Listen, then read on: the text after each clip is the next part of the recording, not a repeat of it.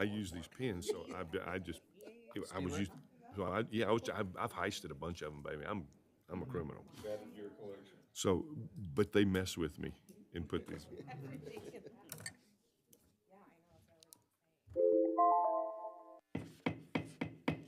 All right, it is 6 o'clock and we have all board members present. We will go ahead and call to order the board meeting for Monday, June 27th. If everyone would stand to recite the Pledge of Allegiance. I pledge allegiance to the flag of the United States of America and to the republic for which it stands, one nation, under God, indivisible, with liberty and justice for all. All right, and as I said, we do have all board members present. We need an adoption of the agenda, including the supplemental personnel report. Okay, we have a motion by Tracy and a second by Tammy. All in favor? Aye. All right, 7-0. All right, next up, we have a special presentation. I'm very pleased that we have, on behalf of Dr. Dirksen and the USD 443 Board of Education, we'd like to recognize Ayana Hensley. She is a 2019 Dodge City High School graduate. On June 11th of this year, Ms. Hensley of Dodge City, she is also a graduate of Fort Hays just this year, majoring in biology with a minor in English, and she has been crowned Miss Kansas for 2022. So we're very excited to have her. This accomplishment has resulted in her being awarded nearly $15,000 in cash scholarships through the Miss Kansas competitions, which she can use for her education. So, Ms. Hensley, come on forward.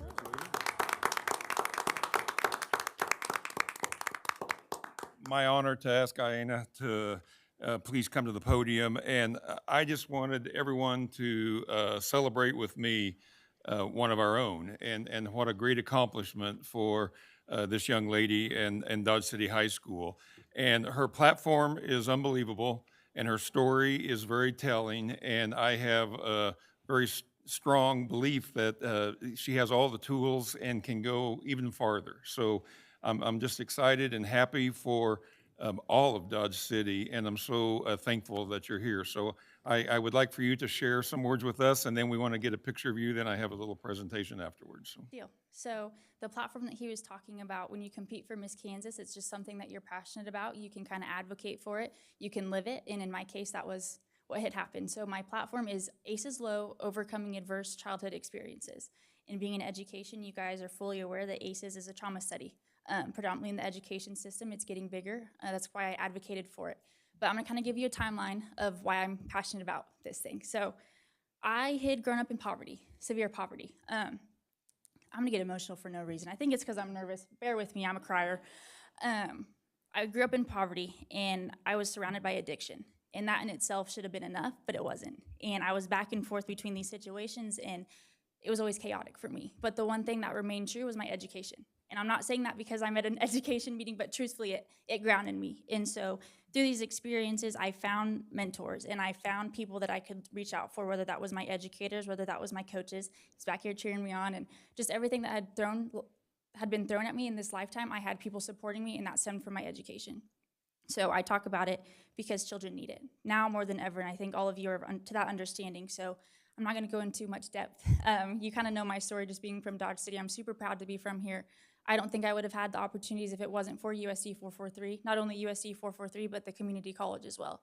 So my senior year, I had experienced an episode of homelessness. There's just a lot going on. That's like the worst time in your life to experience something like that. It was pivotal for me to go to college. And so I was a full-time high school student, full-time college student, overly involved, track, cross country, drill team, anything and everything, statistics on the side too. And so I did those things, but your partnership through Dodge City Community College is what got me to where I am now, truthfully. And so thank you guys, and especially you guys out here too. Keep doing what you're doing. I think in this world that we live in and the regulations that are constantly put on you guys and that are going to get worse, it's the life that we live in, but don't forget your why, because I was someone's why, and here I am as Miss Kansas. So keep doing what you're doing, and thank you so much.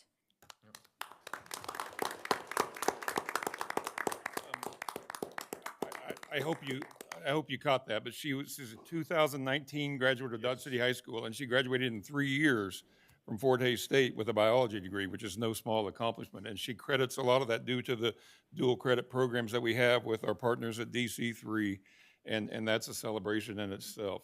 But I just believe she truly is an inspiration for all of our kids in our school system, and we get emotional too. So that's so neat to hear your testimony, and it's so neat to be part of it. Would like you to use the steps, because I don't want to have to report to Miss Kansas that we've had a injury or something. We want to get a picture with the board. Let's all come out here, and we'll get a picture with Miss Kansas and the school board, and celebrate one of our own. So thank you so much. Very nice, very nice. You guys come down. Stay put. That does. The colors work really, really Might have to well. put the young ladies in the front, so. Yeah.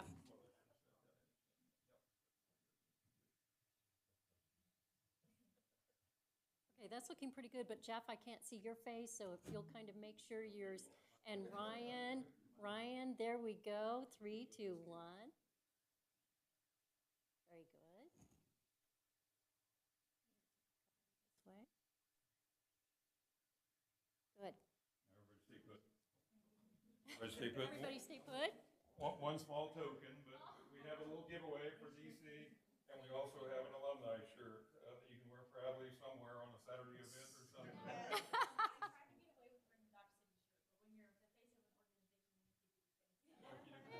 very proud. Thank you for coming to be with us. We celebrate your success.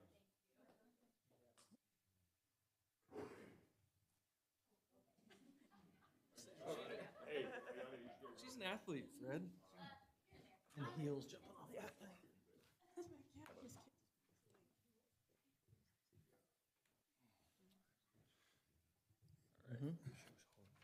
Thank you for arranging that. That was a lot of fun and very, very inspiring. Best of luck to you, Iana. Okay, recognition of visitors. Persons may present ideas or concerns regarding USD 443 schools. No action. Oh, shoot, I forgot something. Let's go back. Public hearing to amend the fiscal year 2021-2022 budget. Sorry, Hammer.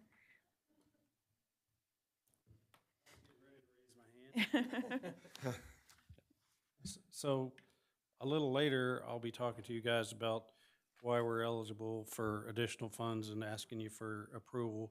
But this section right now is just the public hearing for anyone in the audience that may have any specific comments about amending our budget. So really, this is addressed to the folks in the audience if there's any comments. So if you do have any questions about the budget at this time, please feel free to come up and Mr. Russell can answer questions for us. Okay, well, hearing none, I'll sit back down. Okay.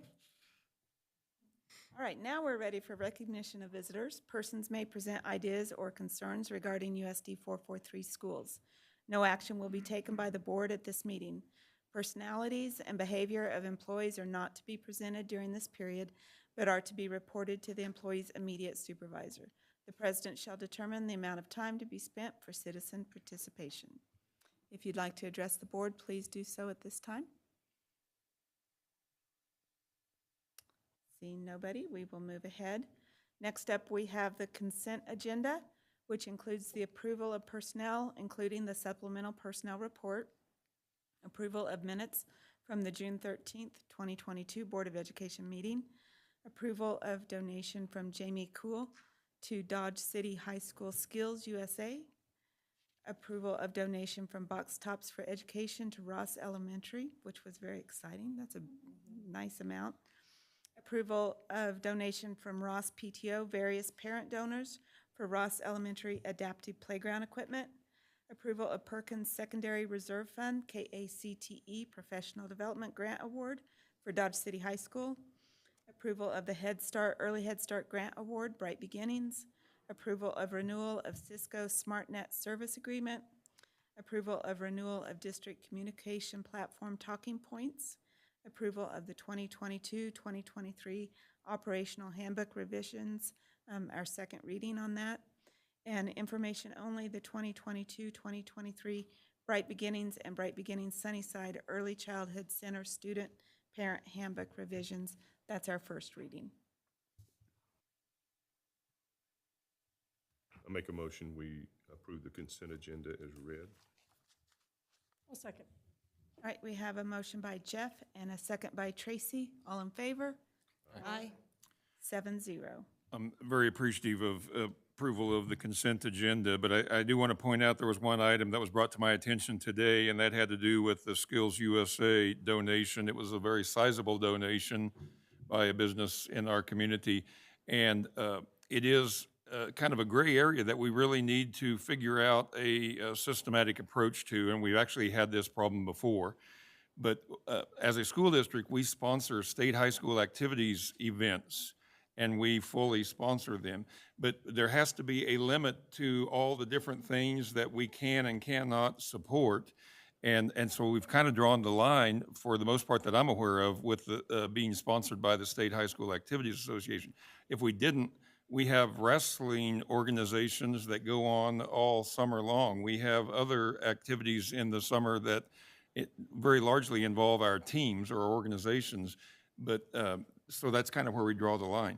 Unfortunately, we did have a couple of students that did qualify for what's recognized as a national event, and maybe we need to decide which groups we are going to or are not going to support all the way. But unfortunately, it kind of came down to the school asked the sponsors to come up with the money, and then they didn't come up with the money till at the very last moment, and that's embarrassing for the district, and something that I want to try to work on to improve. So I want you to be aware of that. I definitely appreciate the board accepting the donation, and we'll make sure that that recognition is well deserved and honored to the organization that did sponsor it. So I just wanted you to be aware of it, and I wanted to make kind of a public statement about that, and we'll go from there. All right, under new business, we have curriculum and instruction, the approval of the second step counselor curriculum purchase. Good evening. Our K-8 counselors do counseling lessons throughout the school year. At the elementary level, they go in for 25 minutes a week for each class, and then at the middle school level, they go in, it kind of varies different times of the day, so they're not hitting like the same course each time, but they'll go in and they present lessons. We've got the ASCA standards, which are the national standards. We have social emotional character development standards that are built in that the teachers address through a lot of the pieces that they do, but they have standards they have to meet, and right now they've been using an open source curriculum. So it's, here's the standards, here's some general guidelines, good luck, hopefully another counselor will help you with your lessons. So they've been looking off and on for the past couple of years about do we shift into a more formal curriculum, or do we go ahead and keep open source? And so this year, the counselors looked through curriculums, and they looked at different ones. And then second step is one that we've used at Bright Beginnings. Some of the schools have used it also in their own, like for part of the social emotional pieces. And so second steps kind of came through as their top. They do want to add the bullying curriculum, which is a state requirement for us to be able to do with our students. It is already embedded into the 6-8 curriculum, but it is an additional piece for the K-5 curriculum. And so what we're bringing to you this evening is requesting purchase for the counselors to use the second step curriculum. It comes to $18,204.30, and that is an annual expense. The resources are online, and we did, and this wasn't in the board agenda, but Rachel Trombley, who helped kind of put this together, she received an email from the Second Steps company saying that we may qualify for $2,768 in migration dollars because we do already have the printed resources already within the district, and it's kind of like a I don't know, scholarship type of a thing to do the upgrade. And so we're looking more into that. But that email just came at the end of the week. And so we're not sure exactly what that looks like, but we have until September to be able to work that out. So it might reduce the cost for this annual subscription. So we're requesting the purchase of the second step and the addition of the bullying prevention unit. Do we have anything else on this that will tell what we're teaching kids? Because when I went on the website, this is just a second step. The second step program is brought to you by the Committee for Children, is the organization, the non-for-profit that's behind it. And when I went to the CEO, because I'm looking into this, because there's a lot of the social emotional, which goes into the critical race theory and all that, and I'm going to tell you my stance on that. I'm very against all of it. But I also, when you go to what the CEO says, there's some pretty blatant statements that I think this board probably needs to read before voting on something like this. Did you look at the links that I shared? Yeah, I Is looked that at the what you were links and looking it at? brought me to that page, but it didn't show me, because it'll say like grade school, middle school, high school. So I know we were doing the grade school, but then when you click on it, it just kind of shows the pros and cons. I just didn't know if you had like actual material that we could look at. We do. I'm just trying to think. Yes, we have examples of it, and we have the login, right? I can share a login. I can't put that in the board packet because then anybody has a login. Sure. But we do have a login, like a sample one that we could share for you to look at. Okay. I just, like I said, I'm trying to really watch stuff, as far as what's coming into our kids, because I think it gets blanketed under things. And when I went into the place that actually funded this program, who's behind it, which is this Committee for Children, some of the titles, if you go to the CEO and her stance on things, is pretty alarming, I would say. So I know I can't vote on this until I would see that. So we would be able to table this till next board meeting, July 11th, I think is our next board meeting, and maybe we can get that link out to the board members for them to have a chance to look at it and become more comfortable. I do think it's something that the counselors did review, and the counselors are comfortable with it. It's a program we already have in place at one section. Yeah, we've used it. So that's why we're, The second step, and that I would be comfortable looking at that too, but then you go into what's behind it. I think that's where. that's where your concern comes in. So are you okay with that? We share that link, and then we can bring it back in July and. Yeah, absolutely. We'll try to provide that for you, and we'll go from there. So does she need to make a motion to table it? Yes. Yep, I would think that would be appropriate. Yeah, because the Yep, the the mo- request is approval, so. Yep. Second. Okay, we have a motion by Jamie and a second by Ryan to table this motion. All in favor? Aye. Aye. So then I would like to just make a request too, because it was shared and we can review, and then also like in the future, maybe if there's some questions, reach out to us so we can maybe get you information prior to the board meeting, so that if it doesn't approve, then it's not a delay, because we're happy to share that information. So, thank you. Okay, next up we have Human Resources.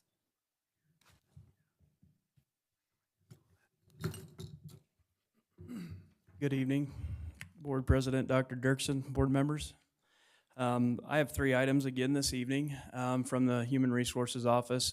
The first one is a staffing request for an Assistant Director of Human Resources.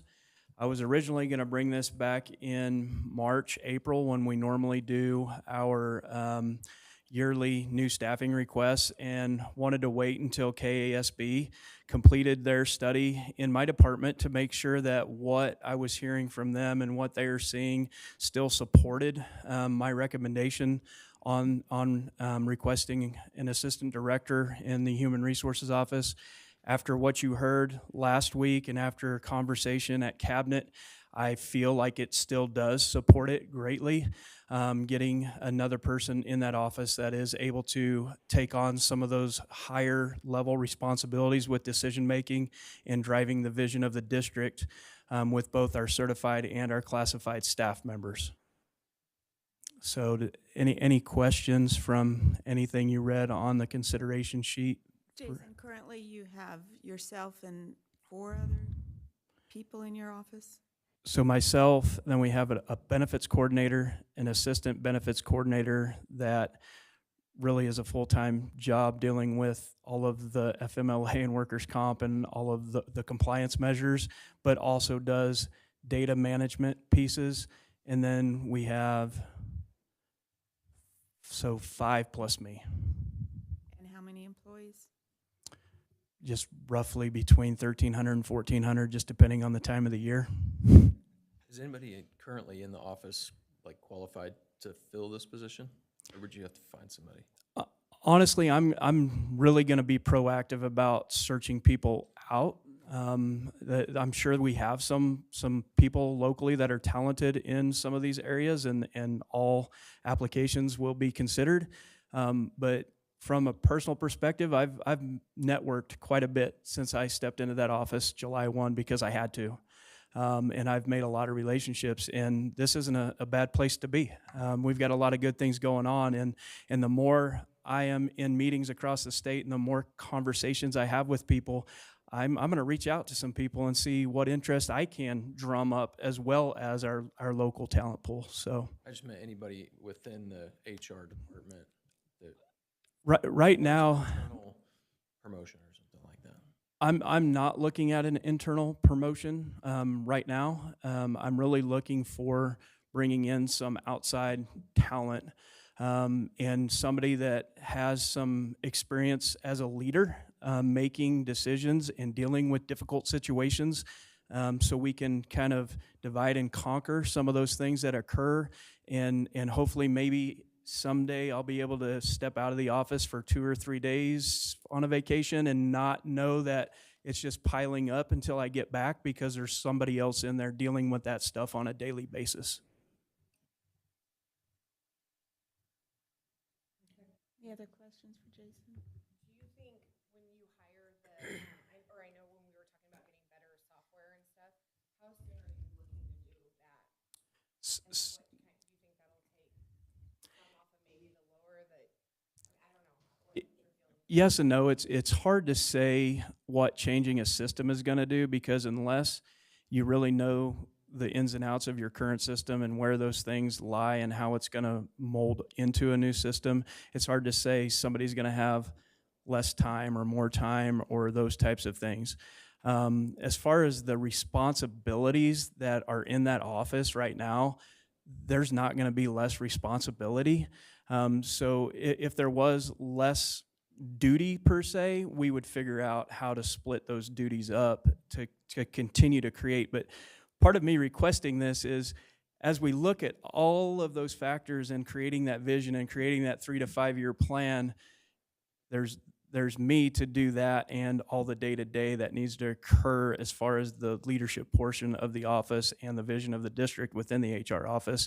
And so this request goes right into building and having time and having another person in there to help build some of those plans.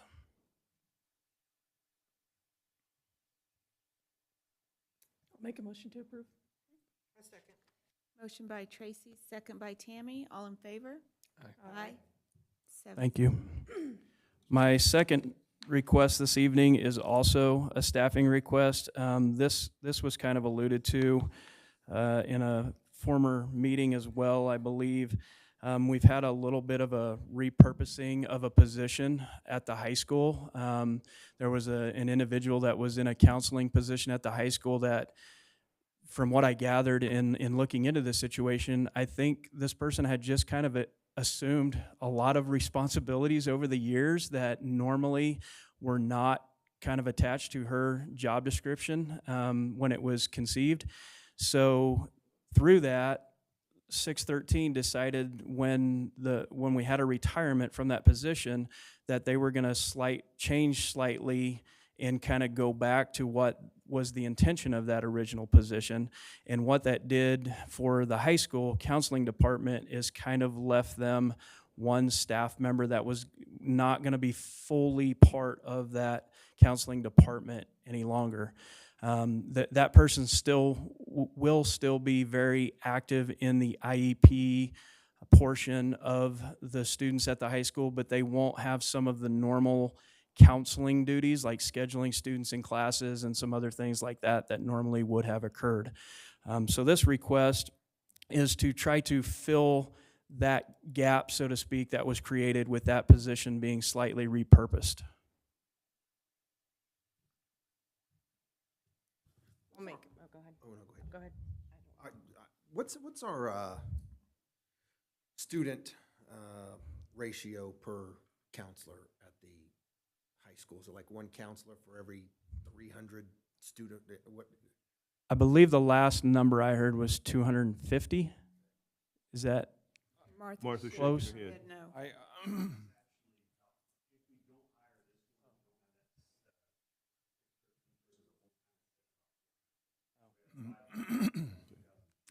yeah, I think we were at 350 before, and I think this would raise us up even higher. And I think the standard is recommended at no more than one for every 250 kids. So we're behind the 8 ball, and that's why we're trying to add this.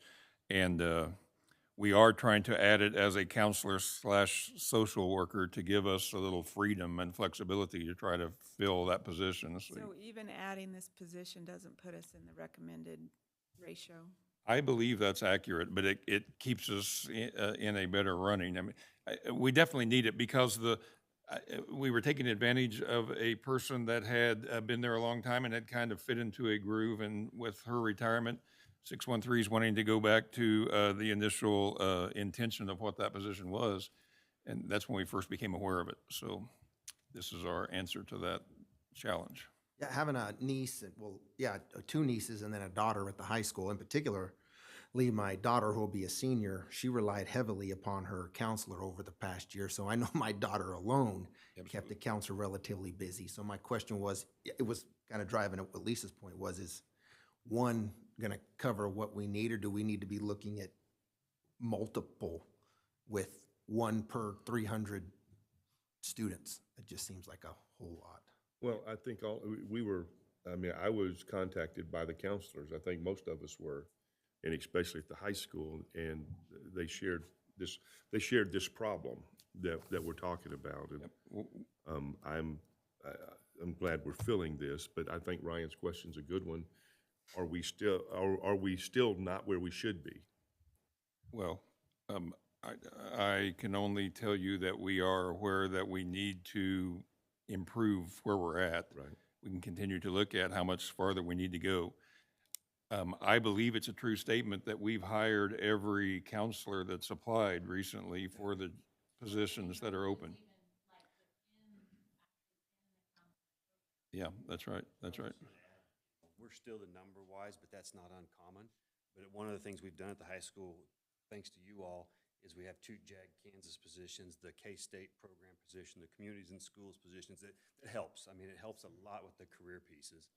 So, we would love to get it to 250. I don't know that, it's realistic necessarily, because we've hired pretty much every single person, but it's something we definitely look at. This is counselor / social worker. What are the social worker duties that you would expect that would be different if it was just a counselor? I mean, what's the greater need, or is it easier to hire a social worker than a counselor at this I'd point? say right now it's easier to hire a social worker than a counselor based off the applicants we're getting. The social worker needs to deal with a lot more just student issues, the crisis with students. The counselors can focus more on the scheduling, the careers, the pieces like that. Martha, do you have something you'd like to add?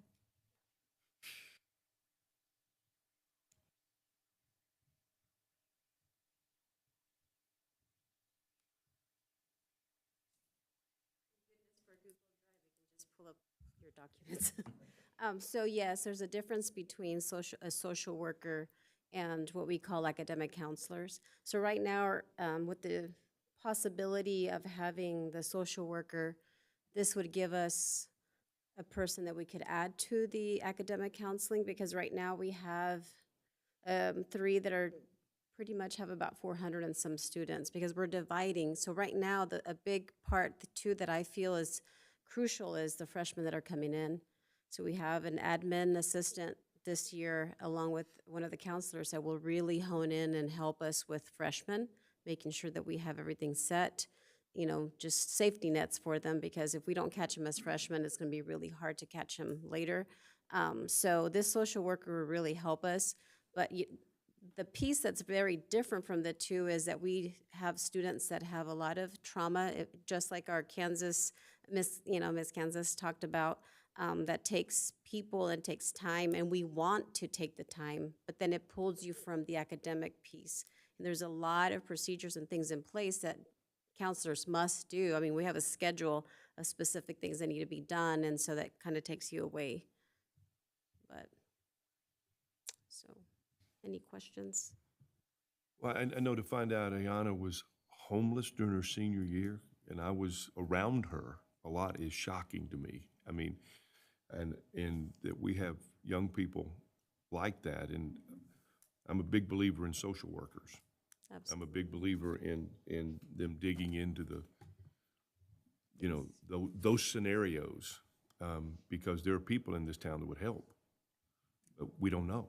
Yes. And And so- schools, you know, I mean, we are the first ones to know. There's community issues, we're gonna see them in our school, and we just Right. have to. I'm gonna say something that Fred had mentioned to me at the very start. He said, "Are you ready to run your own town?" And I said, "Don't tell me that, you're scaring me." But at the same time, I have to set up, you know, what's needed in our small town of 2,000 students to be able to help them through. And we are going to see it first thing at school if something's not right. So, Thank you. thank you. I'll make a motion for approval. Okay. Motion by Ryan and a second by Jamie. All in favor? Aye. 7-0. And I want to thank you for that support, and I'll promise you that we will closely watch what we're doing with the programs. I think we have a great plan, and I do believe we'll be coming back in the future as we see changes or growth that is going on. I mean, we have to pay attention to that. I really didn't intend for it to correlate so well, but how wonderful our presentation tonight and this edition here. I mean, it all fits. It's really what it's all about right now, and we really have given it some due attention, and so I appreciate the connectivity. With that, I know that this is probably out of order, but is there any way, knowing that there's such an effect that COVID had over our kids at the break from school and the way they had to learn, that we could use some of the ESSER money to supplant some social worker? I know that the community has worked with Fort Hays, and their program has produced a lot of graduates in the area, but I mean, I know it's short-term, and we can't offer somebody a contract forever, but I mean, is there ability to use some of those funds to supplant that, knowing that we have some current challenges? I can't speak immediately right now, but I've already written a note on my paper that we look into this over the next several days just to see what other options we would have. Obviously, we would have ESSER funds, and again, it goes back to finding the people that we can hire to do those jobs, and then hiring them with them knowing that it could possibly not be a long-range job position because that money's going to run out in a couple of years. Obviously, we would also look into how we would sustain that in that process as well. And I believe we had this, I mean, correct me if I'm wrong, but we had this very conversation in cabinet when we were discussing bringing this to you. And it was our belief that we want this to be ongoing and long-lasting, and so we didn't want to present it as just ESSER money alone. We wanted to figure out from the very get-go that we were going to fit it into our budget. Isn't that correct? And so yeah, because we don't believe it's a 2-year fix. We believe it's something that we're going to deal with in our community for many years to come, and so we wanted to fit it in the budget right now, so. Okay, this might be a really dumb question, but I'm gonna ask it anyway. When a counselor goes to school, because I know they have to have a pretty high degree to get this, do they go based on the terms that they are going to set schedules and stuff? Is that like when they go to college, is that what they learn to do? And then on top of that, counseling of like students and stuff? So I can't speak specifically for what the curriculum for a counselor going to school is. What I do know well is the licensure piece through Kansas Department of Education, and I've worked very closely with KSDE in creating some forms and some graphic organizers that kind of show from other districts that have been using social workers in their counseling departments for many years now, and how that overlap occurs. And so both pieces kind of have their roles and responsibilities, and then there's that overlap in the middle. And I will say, from everything that I've seen, the true licensed school counselor fits more like what Martha was just saying on the academic pieces, whereas the social worker fits more on the behavioral, social, emotional pieces. And helping, and just like this position, we asked for it to be a possibility of either. And Martha is really good at utilizing the talent she has. So if we can find a counselor, she'll rearrange to put some more emphasis on that social, emotional area. If we find a social worker, then she can figure out how to shift to make the academic piece work. And then that's why we asked for it in that manner. And hopefully, if we find a social worker, not an academic counselor, it can take some of those crises off the daily crises, like we're talking about, off the plates of the people that are trying to accomplish those other academic tasks. Okay, that's what's my question, because I do think I've heard so many stories like Ayana's that, you know, that counselor or that, you know, that person, you just want to make sure we have enough available at all times, especially through what, so anyway, that was my question. Counseling program many years ago, it looks different than it does today, but our counselors also do a good job of going to trauma-informed trainings and things like that to give them those pieces that wasn't taught in their schooling, so. I just looked like when I grew up, like a counselor was always the one that came in and, you know, you would go talk to them and stuff like that. I didn't really, you know, I know when we got to college and stuff, it was the people, the academic that you go in, so I just wondered like how it was. Yeah. Thanks, Matt. All right. And finally, from the Human Resources Office, you've got the CAPERS audit summary. Our district was under an audit that stemmed from 2017 to 2019, and they finally finished that up. It actually started in 2020. If you saw the weekend review, I actually gave you a way better breakdown of what that number means on there that we're responsible for. A large part of it we would have been responsible for anyway. However, I will reemphasize that we have made some procedural changes already. We spent about 45 minutes on the phone with the auditor who performed most of the audit. They actually switched people midway through, which is why it took so long, apparently. But we have made some adjustments to how we're going to approach everything in the future to make sure that we don't hopefully get back in the same situation. I'll make a motion. I'll second. Motion by Brian, second by Tammy. All in favor? Aye. All right, thank you. Thanks, Jason. All right, Mr. Russell.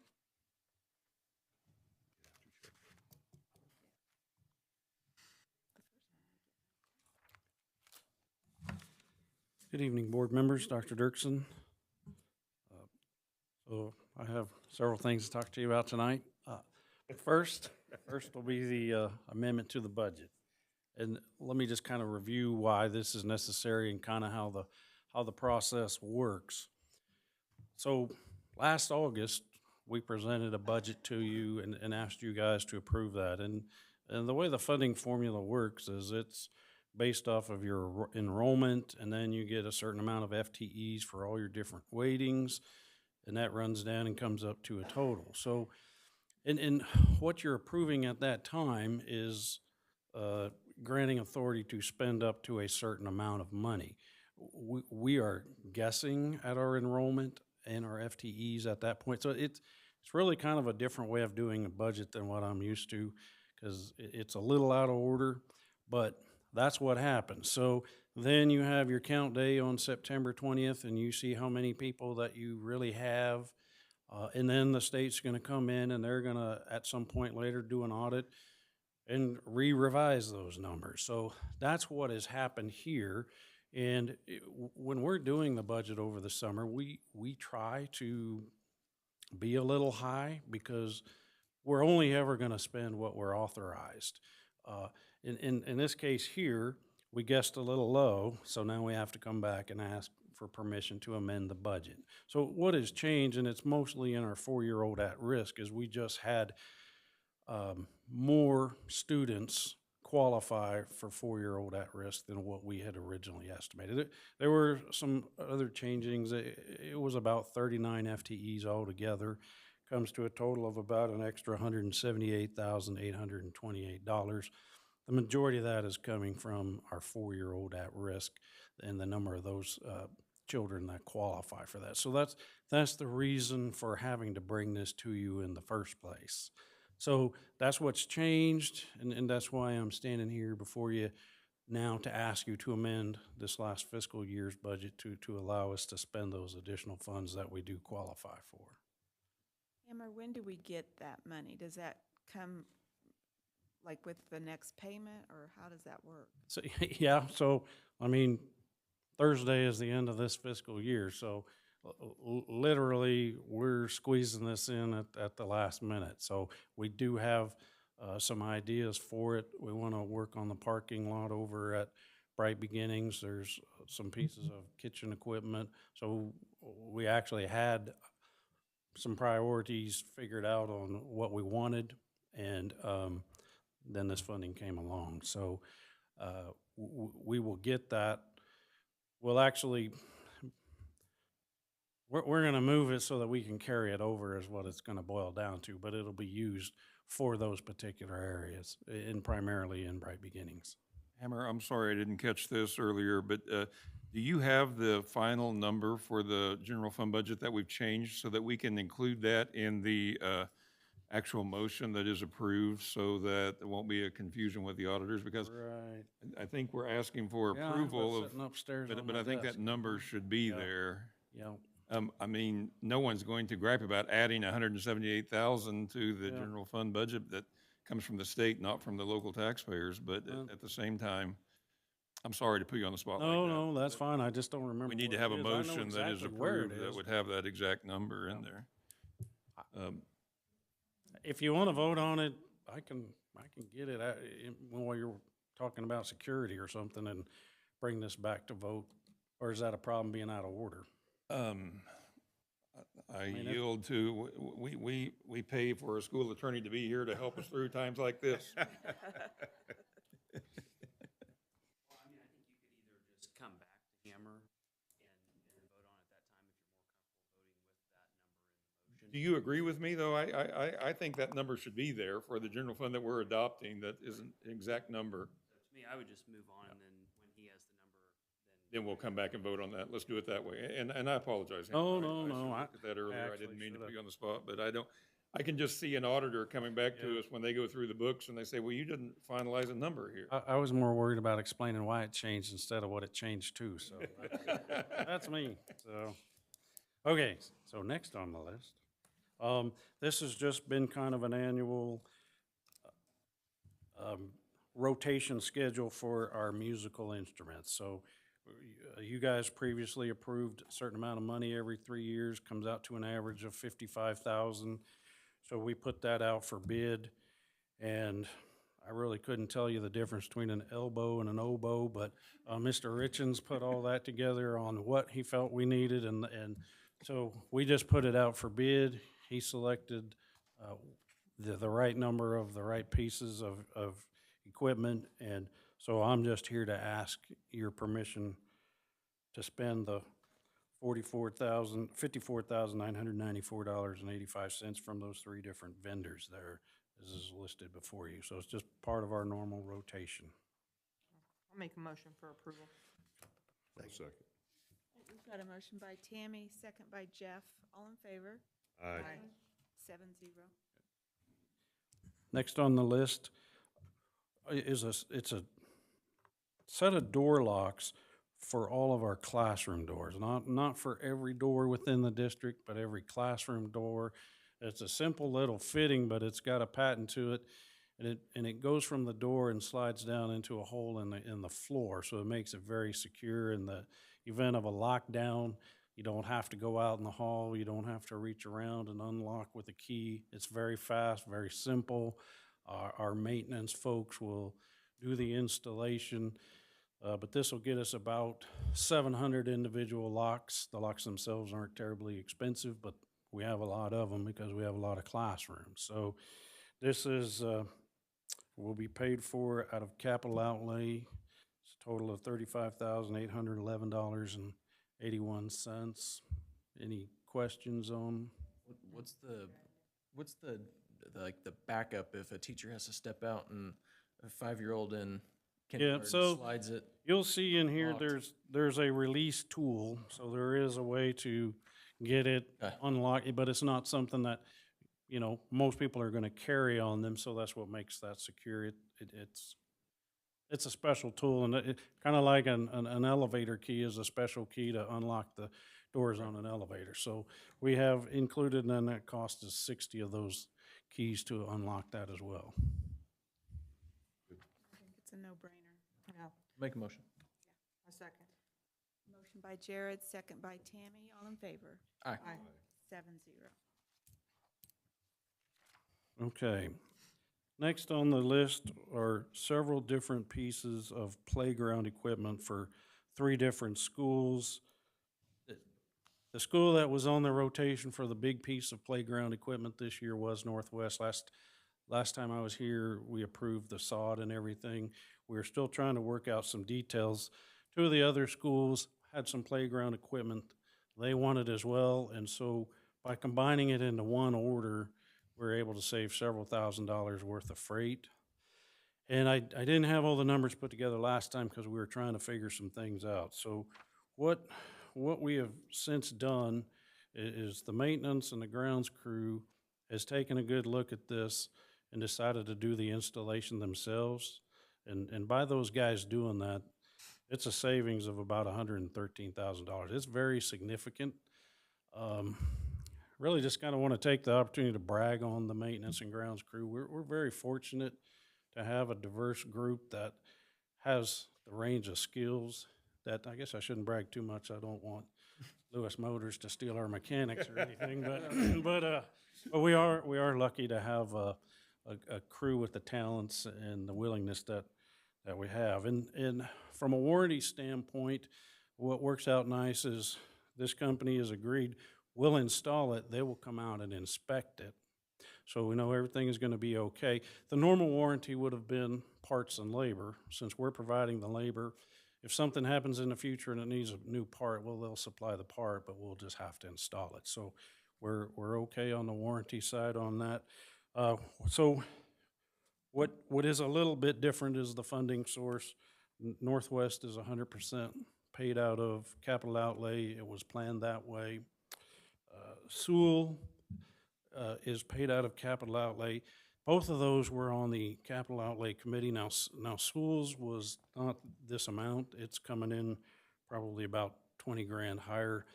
The surfacing, we didn't really know that we were going to need, and so that's added to the cost. So while it was on there, it wasn't on there at this price. And then Ross has a passion for this, and they've been able to finance that through their PTO, through box top donations. The 2 of those you guys just approved earlier tonight. And then they still have several $1,000s in their own personal discretionary budget as well. So they're funding that through donations and their own internal budget. So coming about a little different, but just trying to buy it in an effective manner where we can save some money on that. So it was easier to package it all together and present it to you like this and just explain the different funding sources. Any questions on that? I do have one question, just because I know we've used our own staff to do projects in the past, and then maintenance got behind. Like, are we at a good place if this takes longer than we expect? Well, and we're not going to tie up our staff. Great question. So this will not be done by the time school starts, unfortunately. In fact, I'm not even sure. I mean, it's almost July. So I did not, or I hope I didn't put pressure on them to do this. I did ask because it's so much money. And apparently they've kind of taken that as their challenge. They have their hands full. There's no question about that. They've had 75 smart boards to install in several summer projects. So they have their hands full, but because of the timing of the deliveries, some of that is certainly going to be carrying over into the fall, which isn't ideal to be working on a playground when students are here. And this has just taken a long time to put everything together. We honestly started working on this well before Christmas, and here we are. So that is a great question. I share that same concern. I don't believe they would have brought that up if they felt like they were under the gun. So I think they can do it. But even it's not like the ABC company said they could have it all in and done by the time school started either. So we're not necessarily giving up a lot of time by doing it ourselves. I don't know if that answers your question, but that's a long explanation. Yeah, I don't know if I was more making a statement of the concern that, like, we have so many work orders that are waiting to be done, and it's gonna cause a significant delay, but you guys have set the priorities the way that are important, so trust in that. When did they promise delivery? I don't have a date on that. Well, it took us 9 months at the church, and we just got it. I mean, it's gonna be a while. They didn't tell us it was 9 months, I know that. I didn't ask that like that, but February when it's snowing. Pardon? February when it's snowing. Yeah. So, just everything, water like that takes time. So is that another area that maybe we need to look at hiring a couple more maintenance people? Like, if I was to ask you how many work orders there's out right now, is there 200 or 300? well, there's several hundred out there. Yeah. I mean, of that, I'm certain. Well, I mean, I know, because it's just, there's a lot to do with it.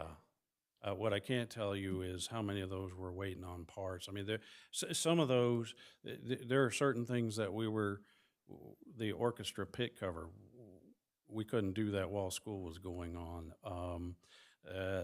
There's a drain that's been messed up at DCMS.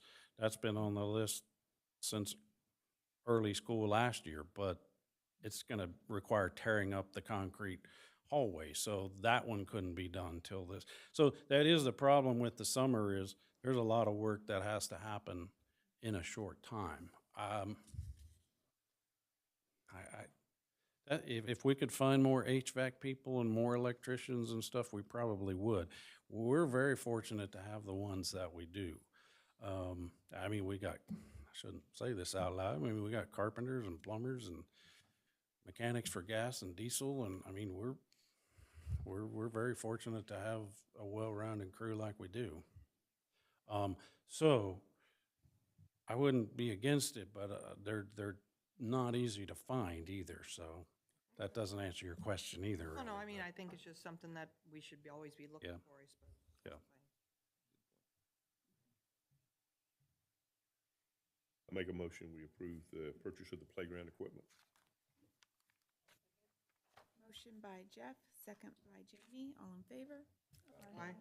7-0. Thank you. Next on the list, this again was on the Capital Outlay Committee, is on for next fiscal year, so we didn't discuss it a lot, but next week is next fiscal year. So just trying to stay on top of things, but these are partitions. It's about 80 stalls total. I think there's 19 at Comanche and 61 at the high school. They're 20, 22 years old now, should have a fairly, assuming we don't have, vandalism, they should hold up for a long time. So it's a pretty considerable expense, certainly not cheap, but it'll cover about 80 different stalls. It is planned, it is part of the capital outlay 5-year plan, and so just asking for your approval on that.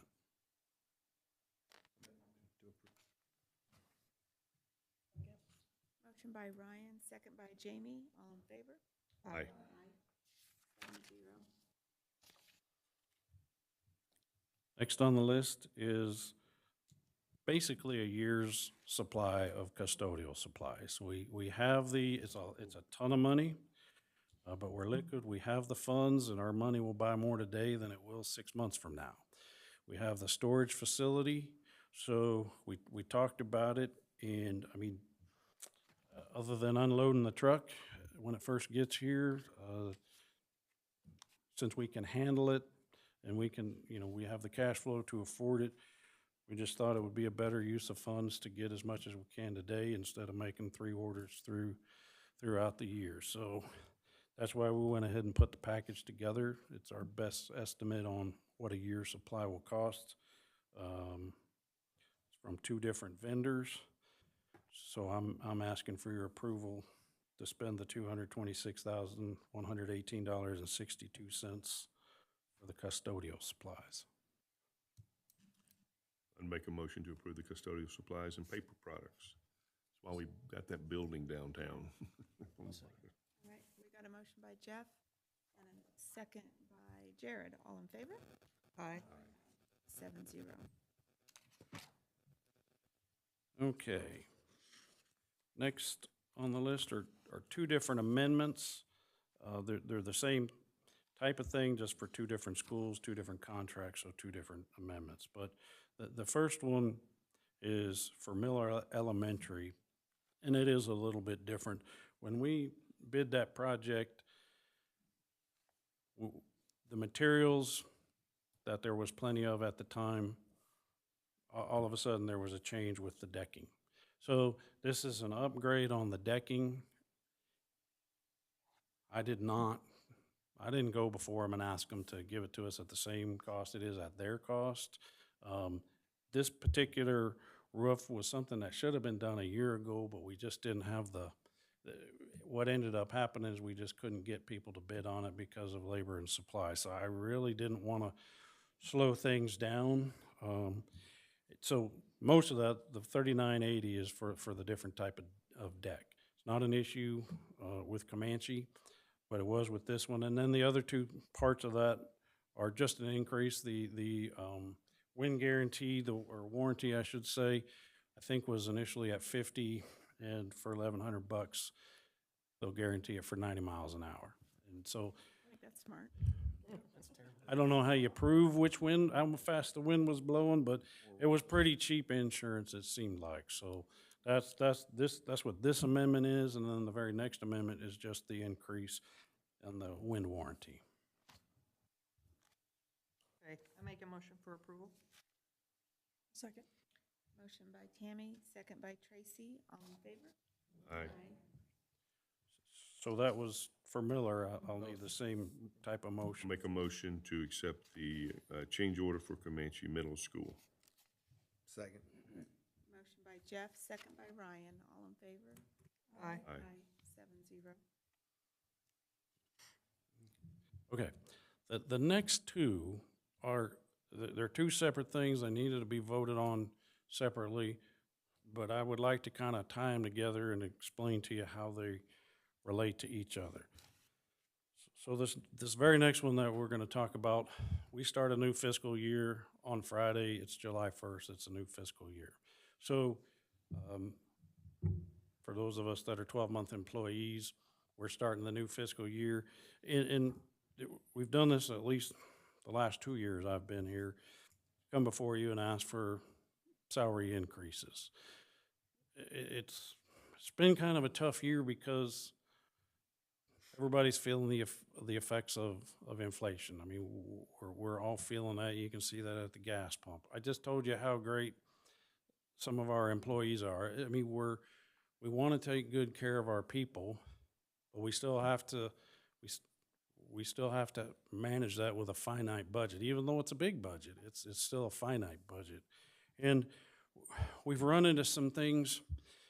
We can sit where we are and say, well, gee, COVID is mostly behind us, and we've all felt it personally, and we've felt the inconvenience of it personally. What we haven't really felt as a district is the impact of it financially, because of the way the state funding works is it allows you to use when you're figuring your enrollment, I can use what I had last year or the year before and pick the higher of it. So our enrollment dropped quite a bit, no surprise, but it dropped quite a bit when COVID hit. Now, we still met face-to-face, so we didn't maybe feel, I mean, it was crazy, so it felt different. But financially, we didn't have to feel the impact of it because we were allowed to use the year before. So next year is when we're going to start feeling we were hoping our enrollment would come back, and it's up like 11 people, but it's still down 120 some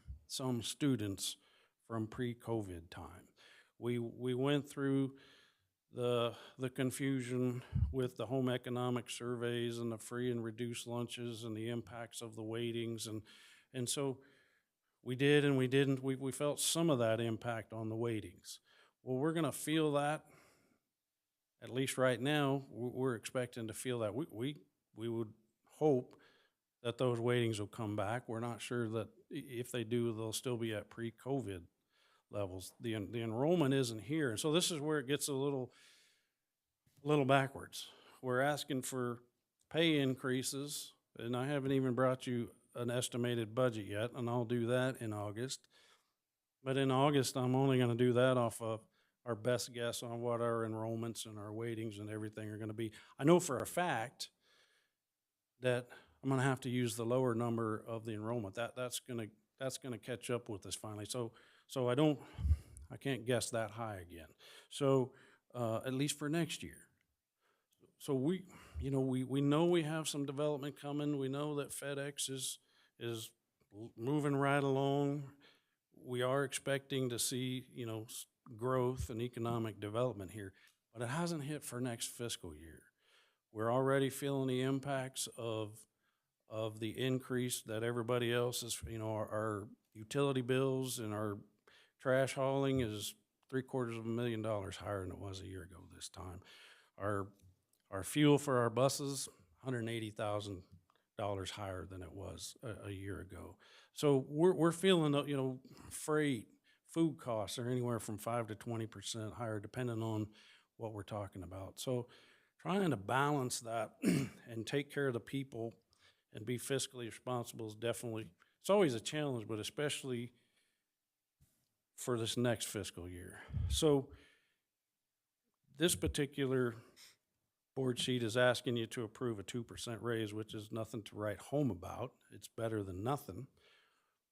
But it's not stellar when you're seeing the kind of inflation that we're seeing. So it can feel like we're doing really well because we have a lot of federal one-time money around us. We do. I mean, it would be wrong to tell you that it's not like we're broke. It's just the money is in different kinds of buckets that can't. When you're funding a salary increase, you're doing that from now on. You're not going to give somebody a raise and ask them to give it back the next year. So how do we do that for this next year and try to take care of our employees? Well, we do have that one-time money. And so we're kind of wanting to put those two together. We're asking for a 2% salary increase for admin and classified. And then the other board sheet is going to ask you to approve a $1,200, we're going to call it a retention bonus, to be financed out of ESSER, so that's the one-time money. So to be paid out sometime in the fall. Don't have a date on that yet, but with your approval and, with getting that through the state Board of Education's approval, be dependent on that. But others have done retention bonus, so it's very realistic to expect that that'll happen. So if you're an average classified person, that raise will then feel like, or your bank account will be getting an extra 3.8 to 4.5% of an increase. Some of that is that 2% that's ongoing, and some of that is that $1,200. Actually, if you're an 8th month employee, it'll feel more like a 7% increase. So kind of depends on where you're at in your salary range today, but it's the best way we could think of to try to take care of the employee, but not overcommit until we have a better feeling for what our enrollment and our weightings are going to look like in the future. So let me, because I have to bring it to you in two different forms, but I wanted to show you how they relate together. So we can talk about any of it at any time, but going back to the 2% increase for classified and admin, do you have any particular questions on where that's coming from or about that in and of itself? I had a question on the $1,200 that we were giving that you have.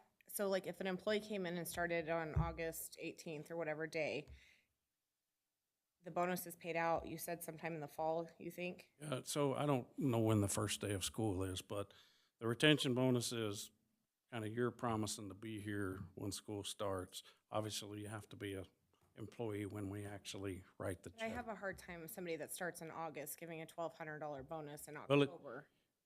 You know what I'm saying? If Well, I they understand. pay out in October, I think that's kind of a slap in the face to people that have been here a long time. To me, I'd rather see. Well, it's not a longevity bonus. It's a bonus to commit to being here, ready to go in the fall. You're not. I mean, Somebody could come in August, get a That- $1,200 that is stipend exactly in right. October and Yep. quit in December. Yep. And there's no payback, right? Say that one more So time. they could get the bonus in October and then quit in December. Yep. Okay. We could all quit in December Sure. and so, well, I didn't mean that sarcastically. I just meant that's, yeah. I mean, Garden did it and Garden is gonna make 3 payments throughout the course of the year. So that way if someone is leaving, then they don't get that. And honestly, that just seemed like a lot of work. So, there are different ways to manage that. And that's the proposal. The payment date, you just have to have those 2 lines in the sand somewhere. They don't have to be there, I guess.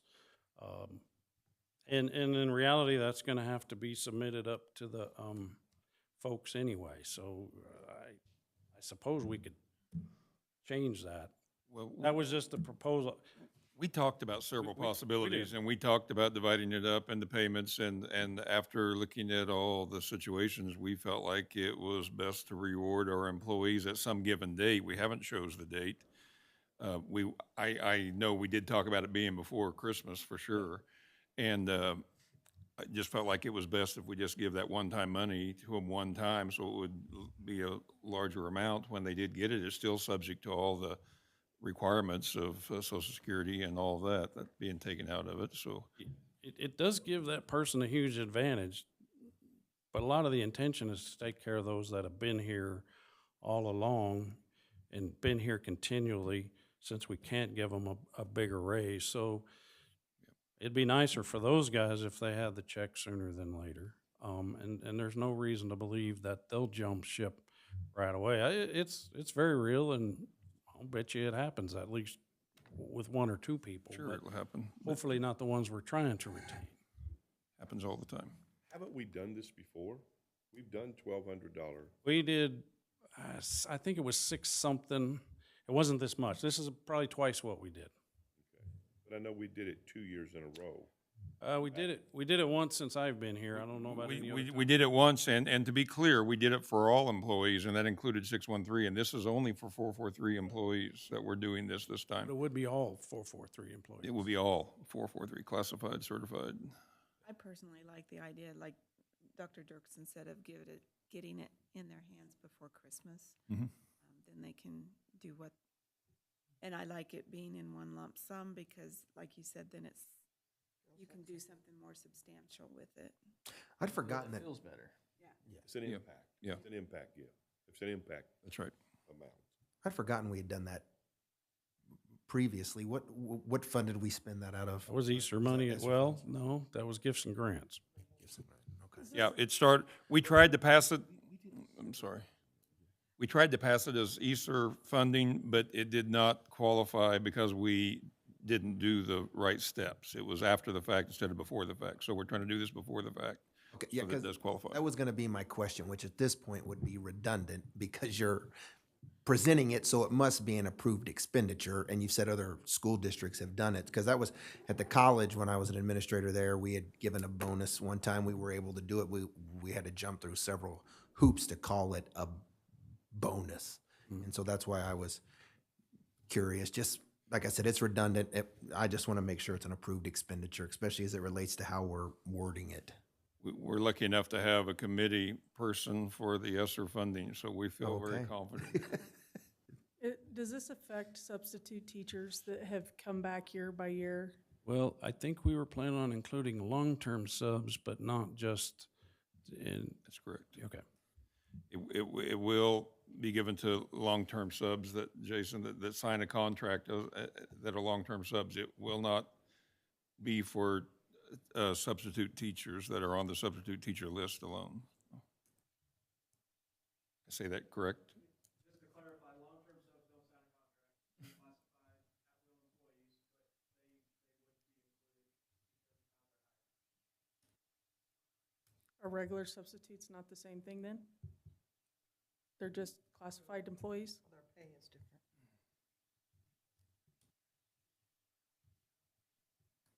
So the difference between a long-term sub, as we call it, is I actually refer to them as the teacher of record.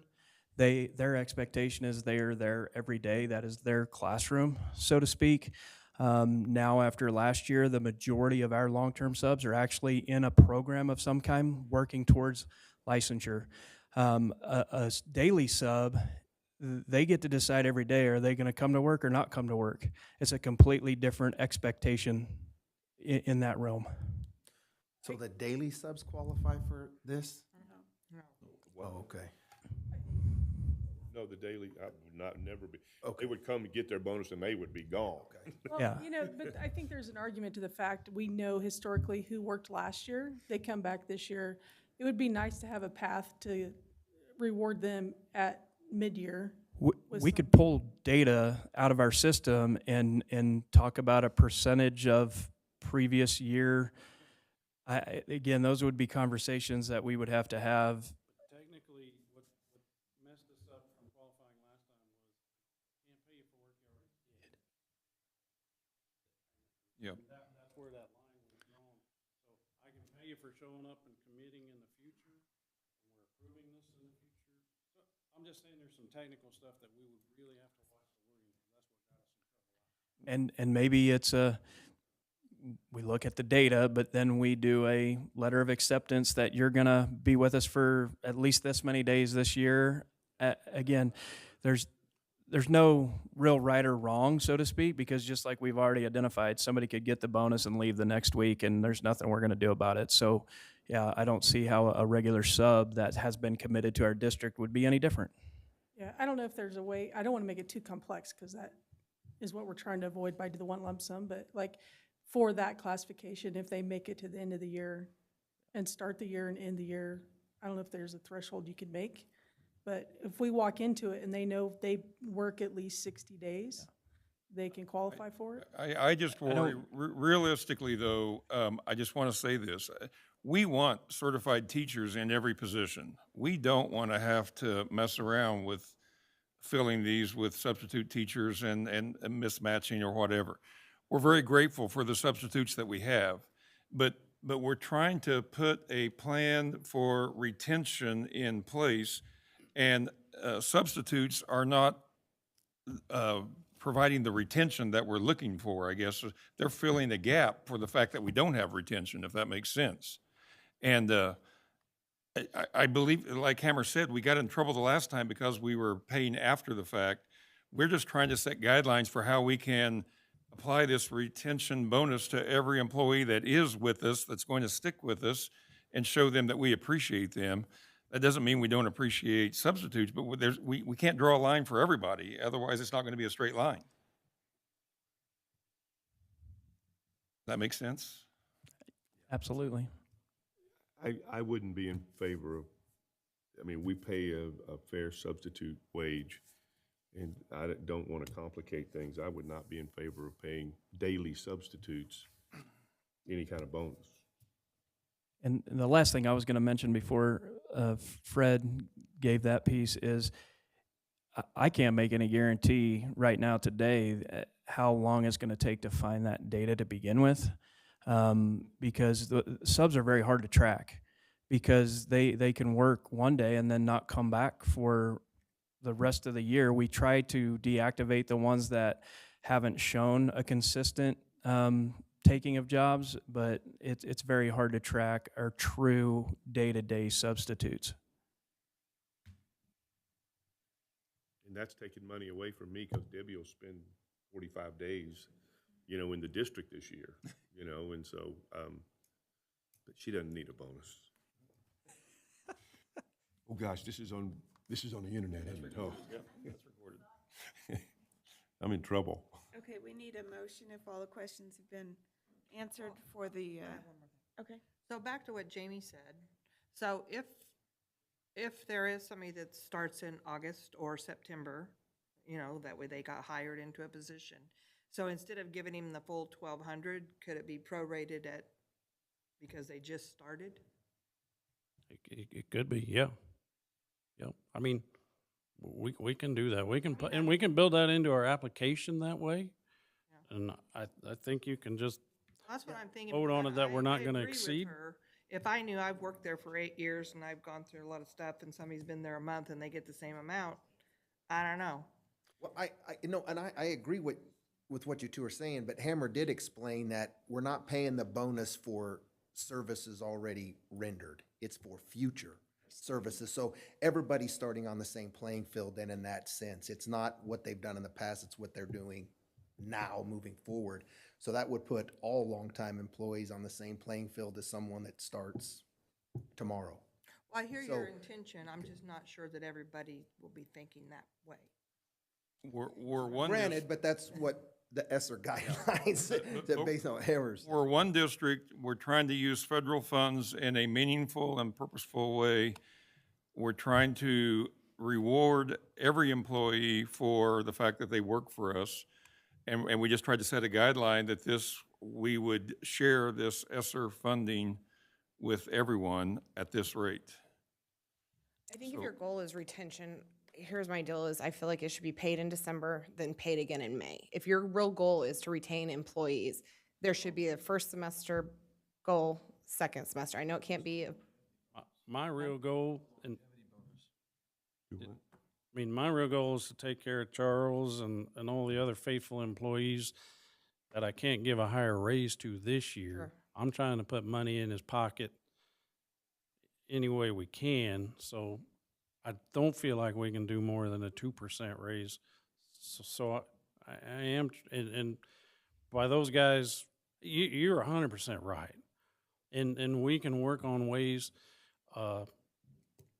to mitigate that if that's the direction. I'm in he wants agreement to. with the funds. I definitely think that's where they belong. I feel like inflation has hit everybody at an astronomical rate this year. But I do feel if we're trying to retain, I would really hate to go pay somebody that starts in August, you go give them a $600 or $1,200 bonus, and then the next month they leave you. That I struggle with that. But if we could do it maybe I mean, I know that's not gonna happen everywhere, but if you're really wanting to retain, could you do it right before Christmas? And then could you do it at the end of school year, like in 2 lump sums? I don't know. We can. Garden chose to do it in 3 payments. It was just, the promise is empty until the cash is in their hands. So that was my only thinking was. But, I mean, if we're interviewing a teacher and we say, this is your starting salary. Isn't it? And then before Christmas, you're gonna get a $1,200 bonus. If that gets us one teacher. Yeah, you have to be present on the first day of school. I mean, it's great for hiring paras. I mean, they have to be here, I mean, on the first day of school, so they are where they want. We can certainly, we have to redo the application anyway.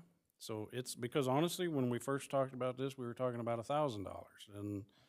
Yeah, we've changed it ourselves. So, with all due respect, let's try what we've presented. I mean, this is what we put together the board. We met as a cabinet. We talked about all of these scenarios. We looked at very many different scenarios, and this is what we chose.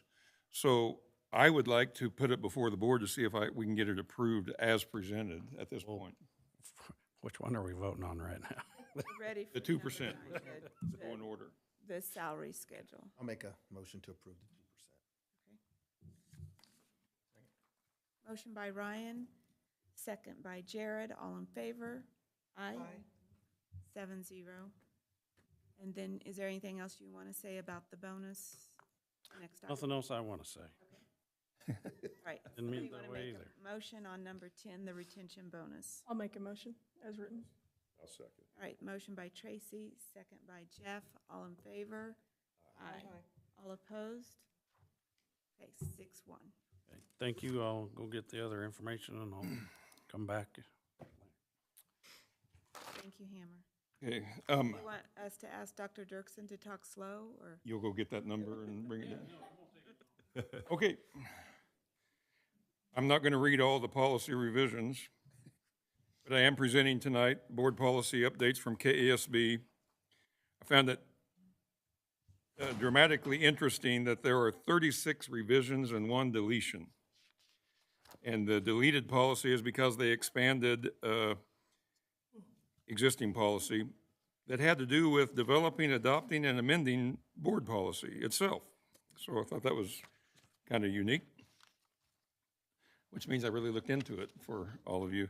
But these revisions in part came about because of some changes in legislature, in part just came about because they needed to be changed according to KASB.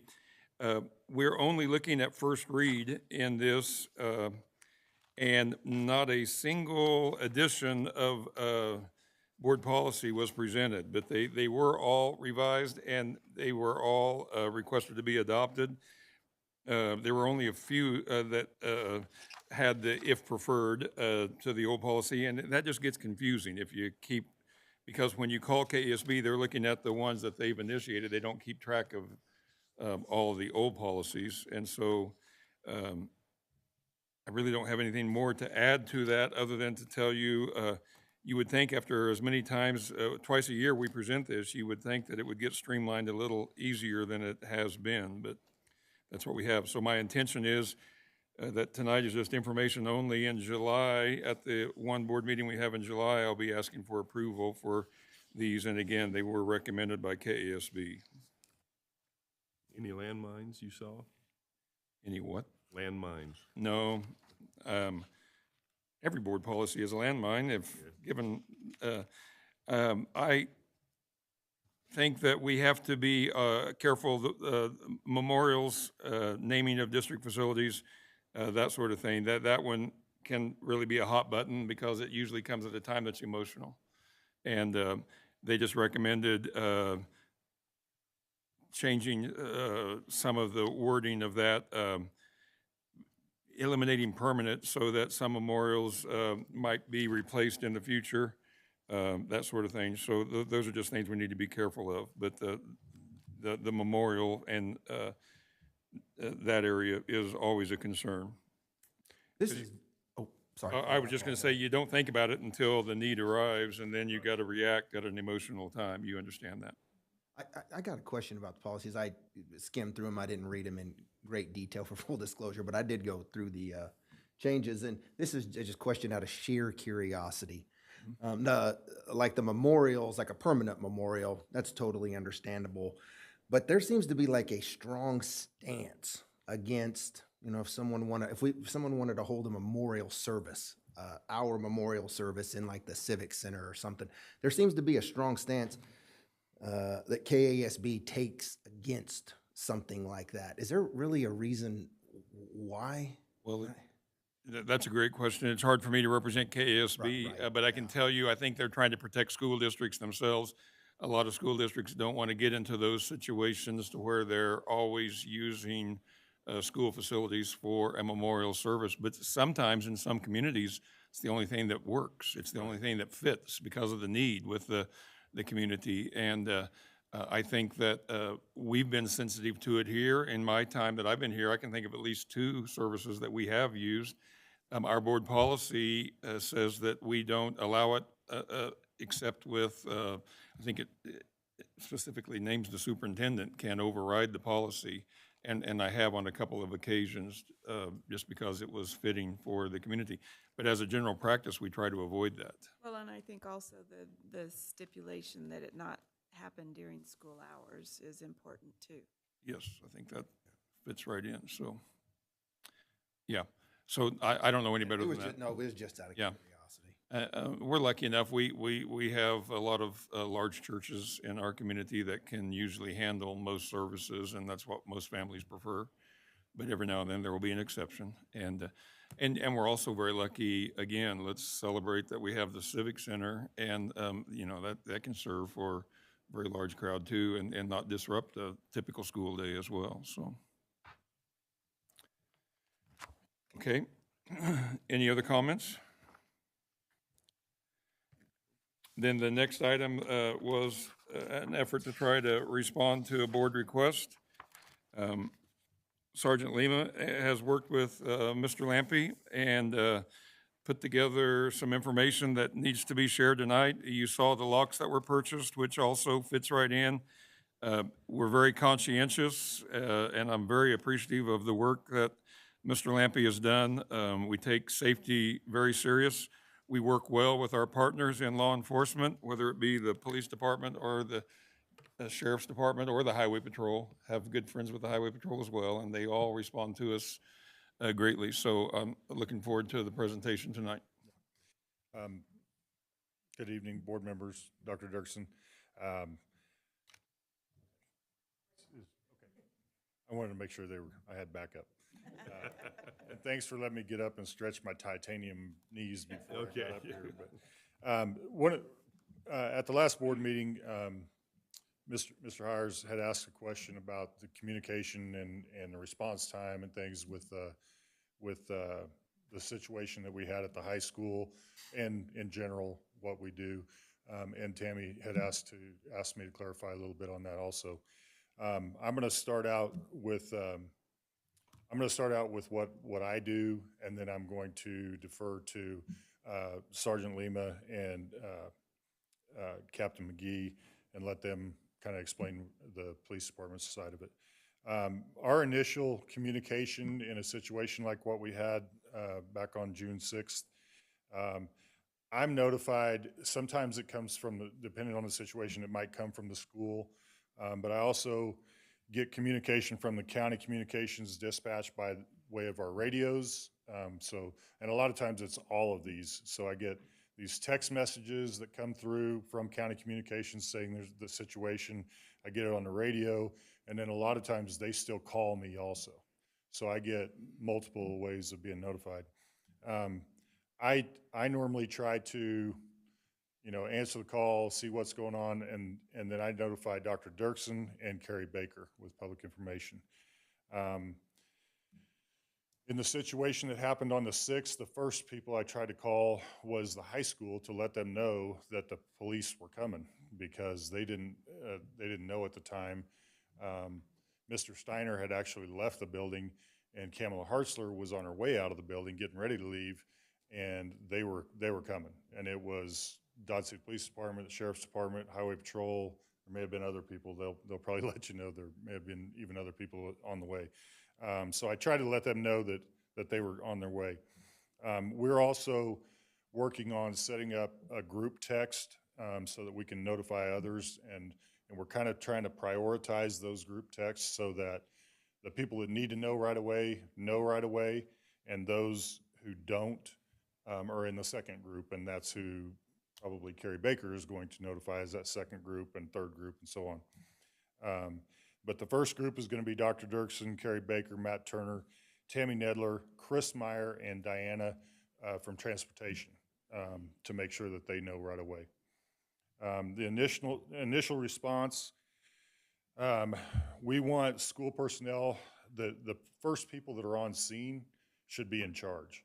And we want to make sure that that's clear with the school personnel that I don't care if it's an assistant principal at the high school or whoever it is, they're in charge and they have the ability to make decisions. For example, if they need transportation to head to the high school or whatever, we want them to be able to say that rather than start making phone calls. Can I do this? Can I do that? Or whatever.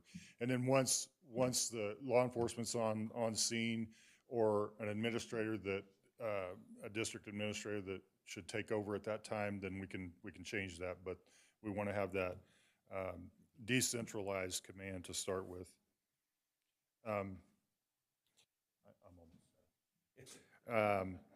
One thing that we did this time that I think we're planning to continue to do is we did a debriefing all together. So in the past, like we've sat down in my office or Dr. Dirksen's office or at the high school or wherever the situation is, and we've done a debriefing there. The police department has done their debriefing. I assume other agencies have done their debriefing. We did it together in this room after this incident, and I thought it worked really well, and I got some good information. And you learn from every one of these situations what you should do better, and I think the police department probably learned some things too, but we definitely did. And so now we're bringing those groups together. Even though it's been done separately before.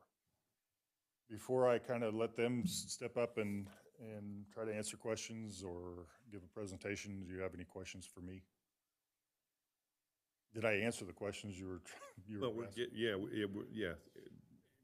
we're getting there. I want to say, to add to this, that one of the decisions that we've made is we are going to have a crisis contact list that either Carrie or I will send out to board members and to anyone else on the strand, probably including administrators. so that you know what is going on. I've tried to do that in the past. When something happens, I usually try to give you the big information. One of the things that happened on that particular day, number one, I told you on public TV before, I was on my way to a Jackson Brown concert. I didn't have a care in the world, and then it was going upside down at the district. And so it was hard to be able to respond. Well, the last thing I wanted to do was to bother Sean because he's knee-deep in it. And so I just tried to wait until I heard from him. And with Carrie and I both being responsible for sending that crisis notification list out to all of you, will free Sean up of calls because he really is the central point for 443 on the contact of emergencies that are going on. And so we don't want to bother him to the most of our ability. Classic example, we had an interesting accident that occurred on Central just last week, and we actually have it on video, and it was horrific when you really look at it. And when I got to work, Hammer was in my office, and I'm looking out the window, and there was something going on, and I actually saw our Director of Safety and Security standing out there. I saw a multitude of police cars. I saw a car that was blocking the drive. I had no idea what was going on. It was all I could do not to call Sean. But he was busy, and I could tell you, I mean, I visually saw from my wonderful office that he was busy. I just let him go until I heard from him later.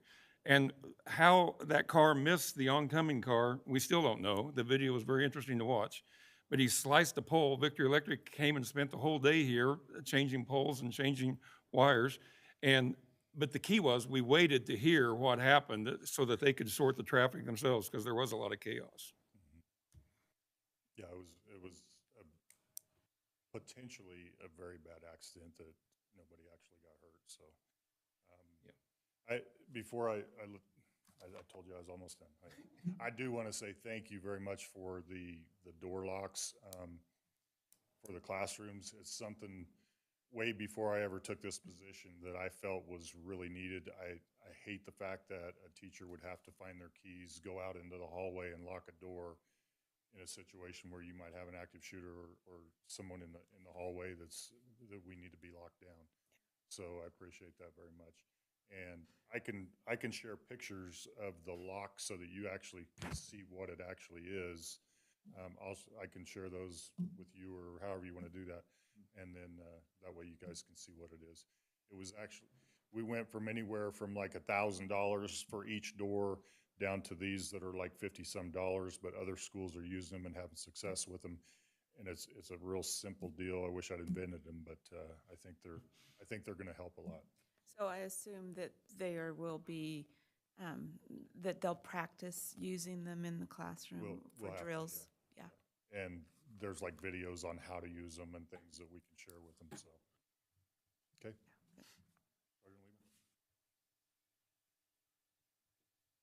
I was told you guys have questions, so I am here to answer those for you. I think we were just trying to understand when something happens, kind of what that protocol is. And so he explained a little bit. And so if you could give us a little more details on that, that's kind of. What happens at the police department? Yeah. So I'm going to use the incident from the high school, 6/7 of 2022. Basically, a call came in at 15:09, so 3:09 hours. I'm sorry, 3:07. Can you pull the microphone down just a little bit? Yes, I can. Is that better? Thank you. Okay. So a call came in to Ford County Communications saying that there was an individual at the high school with a weapon.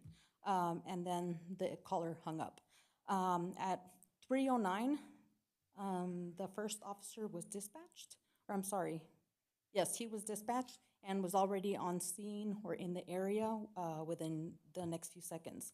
At 3:11,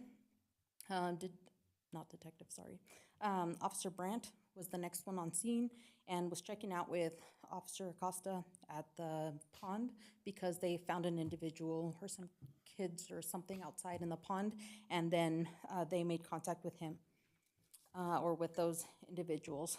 On this date, myself and two other, I guess another sergeant and another officer were in training, and Lieutenant Colbeck was the shift supervisor for that day, and then Captain McGee also responded up to the high school. At about 3:11, Officer Costa, the one that initially got dispatched, was walking into the building with Officer Brandt, and then on the other side of the school, at 15:14, Lieutenant Colbeck was already inside, and then allowing other officers to make their way inside, one of those being Detective Sergeant Thompson. And then we have a long list of officers and other community law enforcement that were arriving and helping to clear the building. Did you have anything to add? He's trying to avoid coming up here. That's okay. I think the main question is I think they want to know like what that response looks like. I think because the big question coming from this was the latest shooting in Texas, and not really knowing what was going on, but a bunch of people are saying that the officers never went in and stood outside for an hour while the guys inside killing kids. I think what they want to know is like, how does that look here? Single response, team entry to clear, those types of things. So officers are making their way into the building. We have key cards to get into the building. One of the things that I often recommend officers to do is go through the buildings or just go out and check out the area and find out where you can get into the building at, so that way they're becoming familiar with entry points, accesses that they are able to get into. I know that our training is to go in and go for the threat, whatever noises were. When I go out and do training with the school within the district, I talk about, officers aren't necessarily going to stop and talk to you. They're going to continue. If there's something you're running away from, we're going to go towards. So that is what our response is going into the building. We're not waiting for anybody else to come in. We're going in by ourselves. Do you have a key to gain access to buildings, or? So we have the key cards that are able to get us in. I know that there are Knox boxes outside of the school building, but we would then have to have fire come out and unlock those for us. At this point, we're just relying on those keys to get us into the building. Very good. The key cards. Yeah, I don't want to come in hot since I used to work at the police department. So in this situation, who established themselves as incident commander? Like, I think Uvalde, Texas was an example of failure of leadership on scene. I just want to, so everybody has confidence, the procedures happened like they should have. From the time the call came in, who established incident command, who was directing the team that was entering from multiple locations, or how long did it take from the time the call came in before that was established? With that, that's a loaded question. I don't know. Clearly. I need a microphone? Yes. They said yes. That's going to get loud. Okay, so with that being said, every situation is going to be a unique situation when we respond to a situation like that. So when Tracy's talking about incident command, the first officer on scene would have been, or first supervisor basically on scene would have been Lieutenant Colbeck. But the way the system works is the first officer that approaches, that arrives on scene, is basically the scene commander until they are relieved. And then once they are relieved, it just goes down the food chain. So in that situation, when Lieutenant Colbeck got on scene or whatever, being the lieutenant, being a shift supervisor, he naturally should have stopped and took over that role as the incident commander and basically controlled things. But knowing Lieutenant Colbeck, being a SWAT guy, he basically took on the role as a moving incident commander, okay? Basically helping to clear the building and organizing that clearing is going on. So instead of sitting still, he kind of got into the groove of things. So when that was happening, I arrived outside. So when I arrived outside, basically I took a perimeter, set outside, so basically I take over as that incident commander. So then it becomes my scene. And at that level, if the chief arrived on scene or something of that nature, then he technically could take over as an incident commander. So it kind of goes in that fashion. So in this sense, everything worked the way it should. The one thing we probably could have did better as a police department is basically stop that one person and say, okay, guess what? I'm going to organize things from here and start putting things out. But also doing, with the manpower we currently have, we work with what we have. The high school is a huge building. So we basically have to improvise and adapt as we go. So in this case, it worked effectively. But this was also a unique situation because this wasn't a traditional, active shooter situation. This was just a simple call of somebody saying, hey, somebody at the high school has a gun. Okay, we take numerous calls throughout our career and through the city where we get that call someplace in the city. It doesn't have to be at the high school, it could be anywhere. So our approach is always different, but this amps something up because of Uvalde. Once that came out, then everybody treated it as like, oh, guess what? This could be an active situation that we're gonna run into. There could be an active shooter that's getting ready or started. So that kind of prompted people to change the way they did things. That's why we had so many people arrive. We never had anybody on scene. Nobody ever saw anybody with a gun, but you had the troopers come in, you had the SO come in, you had all the officers that we could spare come in that were actually working. So that kind of changed things because we didn't really know what we were looking at. So again, these situations are very fluid. They're very live in essence of what they're doing. So we got to kind of take it as we go. So in that case, again, Lieutenant Colbeck should have stopped, took on instant commander, and then basically controlled the scene from there. But in this case, he kind of worked with it, and then I just took over the scene from the outside. So, Captain, I think you just answered it, but just for clarification, because at least as it related to my question, Jared hit the nail on the head. My question would be that, heaven forbid, there is an active shooter, right? Once the first officers are on scene, are they making entry to stop the threat, or is there some kind of a bureaucracy, for lack of a better way to say it? Okay, No, our officers, they're trained that when they arrive on scene that they go towards the threat. Like Sergeant Lee was telling you, they don't wait to go and get permission. They don't have to sit and say, okay, we need a sergeant, we need the lieutenant, we need the captain, we need the deputy chief. They just go. And they're not waiting for a backup. If they're the first ones on scene, they enter. And then as they enter, they're going straight to where the threat is at. And their job is to eliminate the threat. And that's what they're trying to do. When you're on scene, you said you had the highway patrol, the county, the sheriff's office, but is the Dodge City Police Department, are they command and control for that? Yes. Okay. So in this situation, were you guys, all the agencies working off the same radio channel, and were you directing, like, for example, was the police department directing the highway patrol and the sheriff's office in this situation? In this situation, we did. There was one or two radios that didn't have correct communication or whatever, but they were tied with somebody who did. So they were working with another officer that had that same communication. So when we did something like this, we switched to a channel. The person that didn't have a radio or what didn't have that channel or whatever frequency, they were paired with somebody else, and then they would go clear. We also use this at the same time frame to shut 14th and Ross down, so where we didn't have incoming traffic. And that's where we utilize people like, other SO to get there and basically shut that traffic down. So yeah, we did move to another channel, radio channel.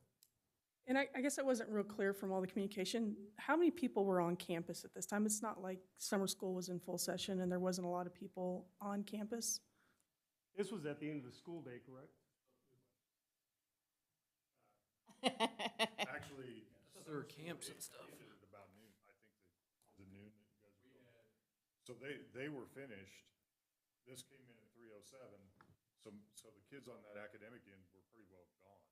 But on the other end of the school, we had camps going on and things like that.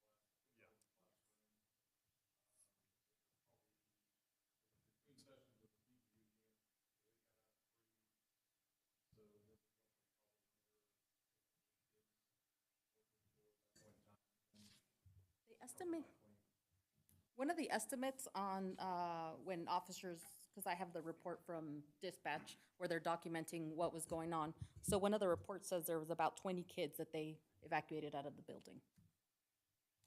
I think it's important to know that this scenario is tougher than, and this is terrible to say, but it's easier when there's somebody shooting because we know where the threat is. You can find them. When there's just a report and nobody knows where they are, it's kind of, you need to then surround and set up a perimeter to try to find this potential threat. If there's shots going off, we know where to go. And from beginning to end, this call took about an hour. Officers cleared at, 4:07. So almost exactly an hour from the call came in to the building being cleared and everybody being able to go back inside of the building. I know that the police department kind of took over maybe one segment of the school. I know that the sheriff's office then took a second part of the school. And then they were using, or I guess they volunteered, Mr. Steiner and I can't remember, Miss Hartzler volunteered to come through the building and hand out keys and kind of let everybody know where exactly everything was. Because at one point, there's officers asking, well, you know, are you in, I don't remember the names of all the halls, but like, are you in Denius? And they're like, oh yeah, we're just right now finishing clearing. So the collaboration between, you know, agencies and the school building that day were really good. Everybody was, I mean, they were leaving and they just decided to come right back and then help out, figure out what was going on and make sure that everybody within the school building was safe. Well, I appreciate, because I walked outside of my office there at the Nazarene Church, and there's a fire truck, a rescue vehicle, and a couple of ambulances sitting there, and I realize that's a staging area. So they were just But I mean, I was impressed with that everybody moved that way, and I said, what's going on? Nothing. Nothing. Oh, you're just parking here, good. But I mean, I was impressed with that, I mean, all the resources moved, and all the resources were there if needed, so. That was, and you guys are at a real disadvantage, because I've heard the ambulances and sirens, they go right by my office. So I'm on the phone that's when I probably call Fred on the way to Jackson Brown. Oh, yeah, a couple of times. All right, I want to tell the law enforcement agencies how much we appreciate the support that you've given us, and I want to encourage you to work with Mr. Lampy and to continue those tours and visits of the school. And if your department needs to do some training, preferably after hours to save all the chaos and confusion, but as it's needed, we want to work with you in every way possible. We continue to have conversations about adding resource officers, but that's also a staff issue, and you're already having staff issues, and those are things that we need to look at in the future. But we definitely feel like we're partners with you, and we want to do everything we can to be partners with you, because there's nothing more important than the safety of our students. And so you definitely make us feel better, because we know how your response will be, and so I give you many thanks for that. And it's not lost on us that you run to the noise. Thank you. It's not lost on us. Yep. Is there any other questions? Thank you very much. Thank you so much. Thank you. Yeah. Thank you very much. Appreciate it. All right, we are ready for Hammer. Yeah, then I had some I wanted to add, so, but let's have Hammer finish his information there.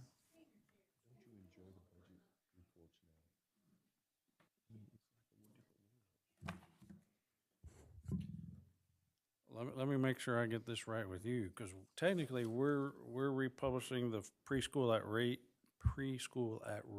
fund. And where's that transfer coming from? Is it coming from general fund to preschool at risk, or is it coming straight to preschool at risk? Well, I would say it's coming straight to preschool at risk, because so that's just where the weighting. Give us the correct That's the number way and we the correct posted it budget. in the, So, yep, in the paper. yep, I would say that's So, what we need to do. so okay. So that's what we're amending. It changed by $178,828. The new total, $750,607. That's what we want. Yeah, we want that number in there. So Okay. we'll need a, I'll move for approval. Motion by Ryan, second by Jeff. All in favor? Aye. 7-0. Thank you. very much. I just want to thank you for your financial reports. There's just, we understand them. You give us so much more understanding. I mean, really, it's a joy. I used to just go, God, I don't understand a thing.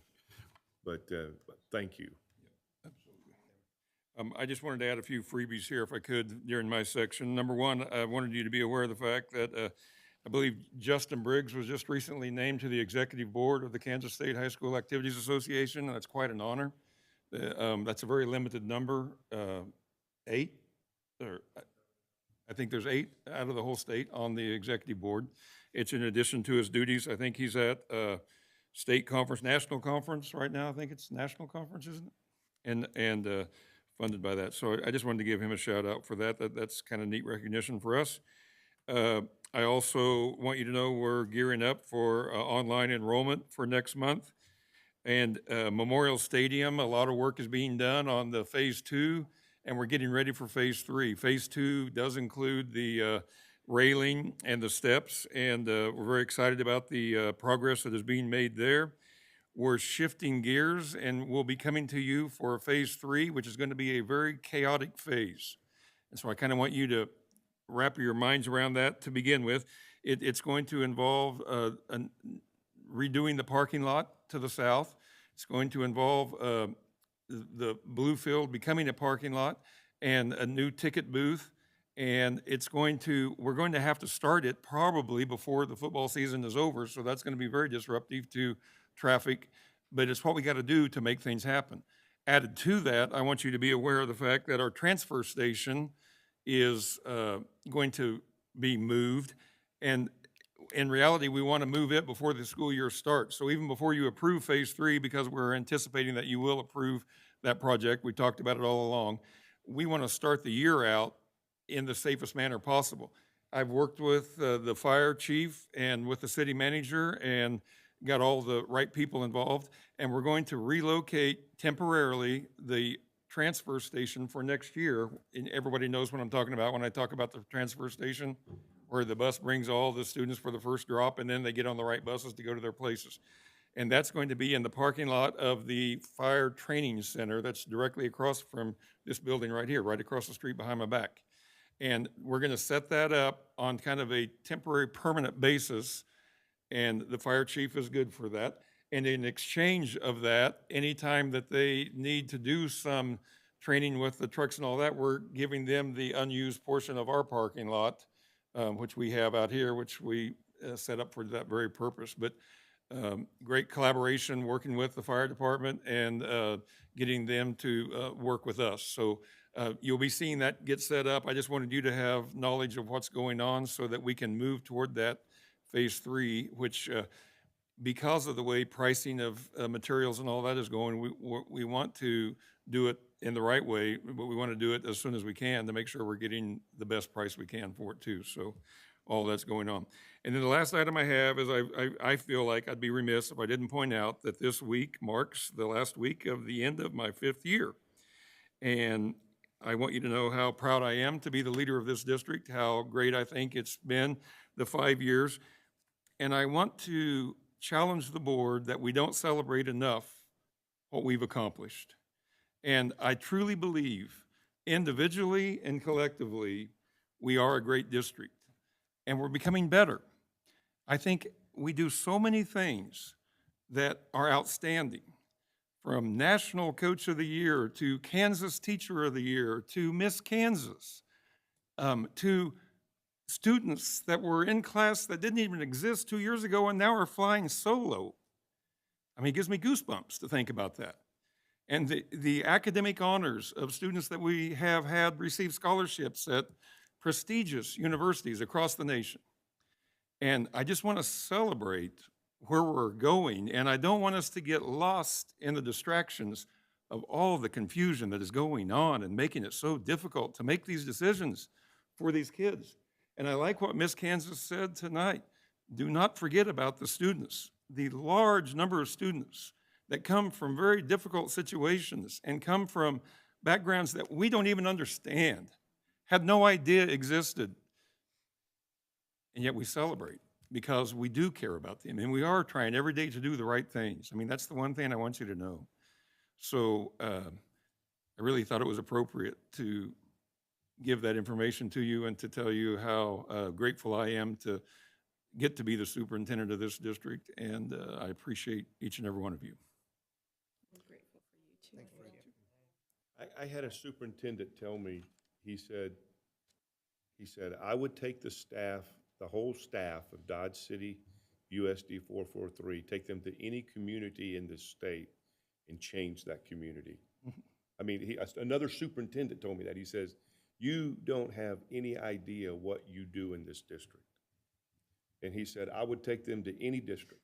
He mentioned, he said, I'd take them to Gardner Edgerton, and they'd change. They would be incredible. I'm not going. I've read about that place. No, I mean, I wasn't even talking to him, and he told me that. He said, you take what this staff is doing in this place and put them anywhere else, and said they would change it, just like they're doing here. We have phenomenal people. Yeah. All right, and thank you for your 5 years. Yeah, thank you. We are ready for Board of Education member district responsibilities, Park and Rec, anything? No. Bright Beginnings, Head Start. Special Ed, Jeff? Yeah, we're doing really well with recruiting, especially compared to the other cooperatives in the state. We only have 4 openings, and we've got 2 interviews this week, and so our administrators are very, very happy and very, very pleased about that. And we have we replaced we've been running with 2 administrators, 2 directors for most of this school year, and we finally have filled the 3rd spot, and the new director will be taking office taking her job on July 1st. And one of the things that came out of some of the legal issues was the fact that not having that 3rd administrator was really bad. And so we're really thankful to get that 3rd director, and because the number of special needs children keeps growing. And so we're excited about staffing right now. Very good. Legislative? Fred, you have anything you wanted to mention? No. Capital outlay, we've kind of been covering that All as we night go long, along. yeah. Nothing on the calendar committee yet. Tracy, we've got you down to look over bills for the July meeting. Announcements. July 11th is our organizational meeting here in the boardroom at 6 o'clock. July 19th, 20th, and 21st is centralized enrollment at the Civic Center. We will not have a second board meeting in July. August 15th is the all-staff welcome back at 8 o'clock at the Civic Center. We'd love to have all board members present if at all possible. August 15th is teacher contract start date. Hammer, August 18th is the first day for all students for K-12, and then 23rd is first day for preschool students. August 8th is our Board of Education meeting at 6 o'clock. We do need an executive session tonight for consultation with our attorney on a matter protected by attorney-client privilege. We need Dr. Dirksen and our attorney Clayton Curbs. We need, you said 20 minutes? 20 minutes, yes. Okay. I make a motion for executive session for 20 minutes. Motion by Tammy, second by Jamie. All in favor? Aye. Thank you, everyone.